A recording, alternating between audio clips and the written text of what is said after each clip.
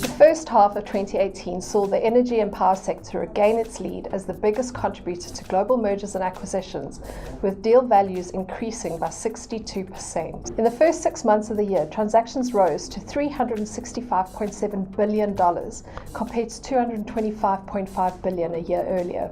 In particular, utility companies in mature markets have been undergoing a wave of consolidation, needing to create scale in part because of the increasing shift to renewable energy sources and subsequently changing business models. The top deals included Germany's RWE and E.ON, which divided RWE's subsidiary Innogy and its assets between them in a €5.2 billion deal. China's Three Gorges launched a $10.8 billion bid to take control of EDP, Portugal's biggest company. Oil and gas majors are also fighting to establish themselves as the dominant players in the fast-growing business of solar power and EV charging points.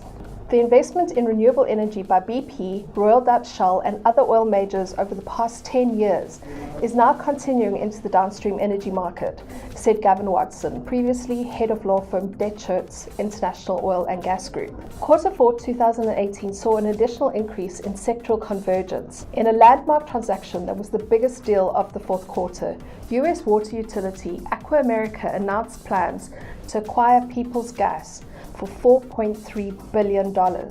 This deal, once complete, will create one of the biggest publicly traded water utilities and natural gas local distribution companies in the US. In 2019, increased sectoral convergence is being seen in other transactions too. Recently, GE sold 750 megawatts of renewable energy projects to Italian power giant Enel. At the same time, multiple utilities are investing in any number of startups through innovation centers and startup zones, changing the scope of the sector in ways never previously imagined. Some of these include innovation at EDP, the RWE Innovation Hub, the Enel Foundation, Free Electrons, and the Energy Innovation Hub.